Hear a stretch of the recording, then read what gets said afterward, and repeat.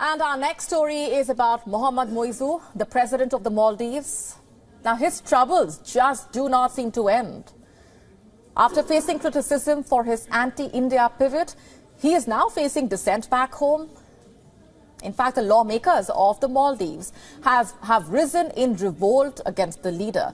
They belong to major opposition parties there in the country, the Maldivian Democratic Party and the Democrats. They have called out Muizzu's anti-India pivot. In fact, in a joint statement, they have said that this shift in foreign policy could be extremely detrimental to the country's long-term development. And you see, the timing of this move is extremely significant. It comes a day after the Maldivian government said that a Chinese ship equipped to carry research and surveys will be docking at a Maldivian port for replenishment. 24 hours after the Malay government gave this permission, the two opposition parties condemned the decision. And here's what they said in a joint statement. Let me quote.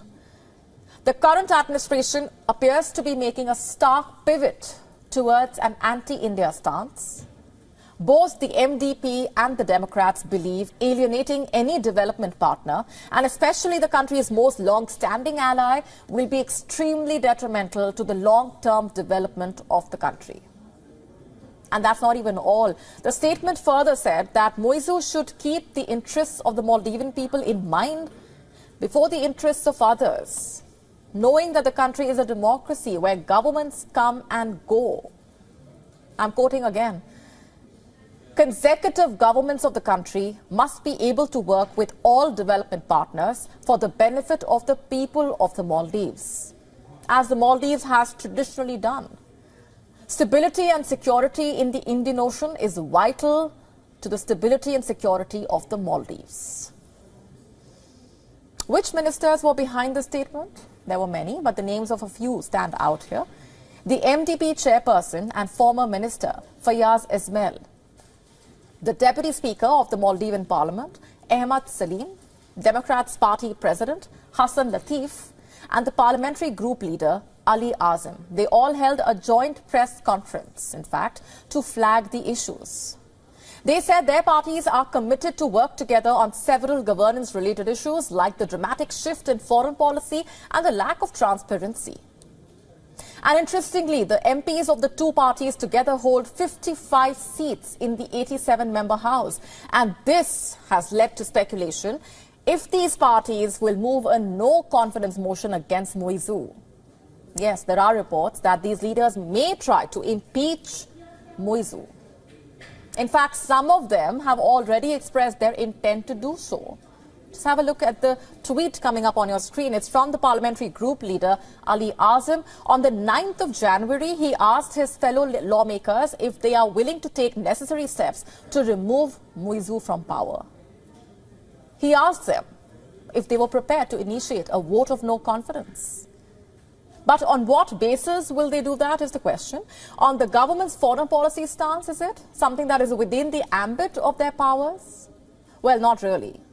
They also plan to accuse the government of lack of transparency in the financial status of the government, and also the lack of transparency in the MOUs and agreements that the government is signing, especially with foreign parties, although no country was named in the statement.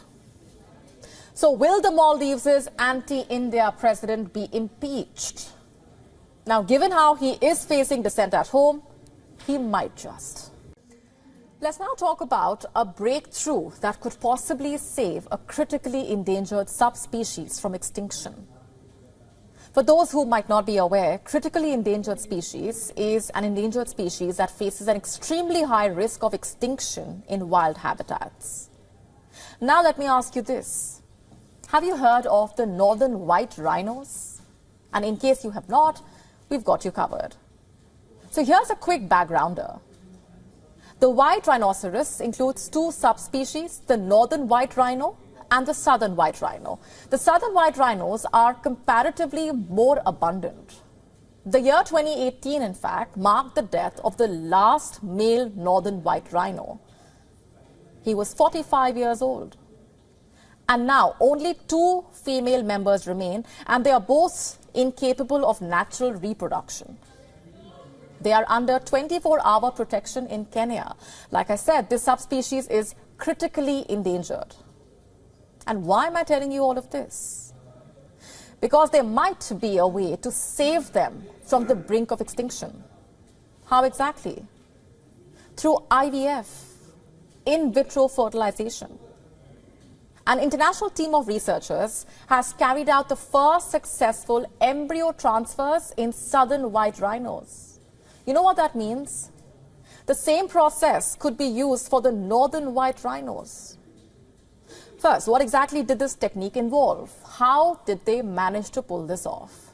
And what does this mean? Basically, a southern white rhino embryo was made in a lab. It was then transferred into a southern white rhino surrogate mother. The surrogate is now 70 days pregnant with a well-developed embryo. The successful embryo transfer, also the pregnancy, these are huge breakthroughs. There is hope that the same technique could be used for the northern white rhinos, so that the subspecies could be saved from going extinct. It's being called a milestone. Northern white rhinos used to be found in several countries in East as well as Central Africa, and their population severely got impacted and their numbers dwindled drastically because of poaching for their horns. But now, this latest breakthrough has triggered hope and could help save them. There is reason for optimism, and we will be closely following the developments. Early bird catches the worm. Work your finger to the bone. If you snooze, you lose. You might have heard these idioms over and over, especially in today's hustle culture. In this hyper-competitive world, we are often told that the prize goes to the fastest. But you know what? The opposite is just as important. Slow and steady can also win the race. You do not need to grind hard all the time, and a good manager knows that. They know when and how to help their employees to slow down. It's quite similar to the mantra that every race car driver follows, in fact. That is, if you want to win, tapping the brakes at the right time is just as important as pushing the pedal, because it is after hitting the brakes that an employee can see the bigger picture. You know, they get to know where to focus their efforts and solve big and small issues. So when exactly should a smart boss ask their employees to slow down? Research has found multiple such occasions. Let me tell you all about a few of them. Number one being when employees have to make irreversible big decisions. In fact, according to Amazon's founder, Jeff Bezos, making a decision is like choosing a door. And there can be two types of them, one-way and two-way. One-way doors are consequential and irreversible. Once you walk through them, there is no going back, whether you like the outcome or you don't. In contrast, two-way doors require less consideration because they are changeable, reversible. They allow you to push the handle and go back again.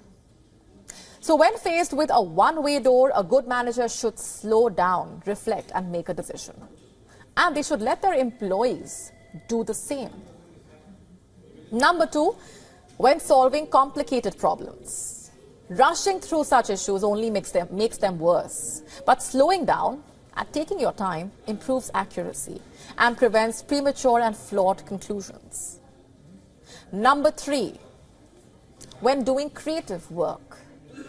As they say, there is no quick and easy path to creativity. In fact, psychologists also claim that if you want to kill creativity, insist that people must spend as little time as possible on every task.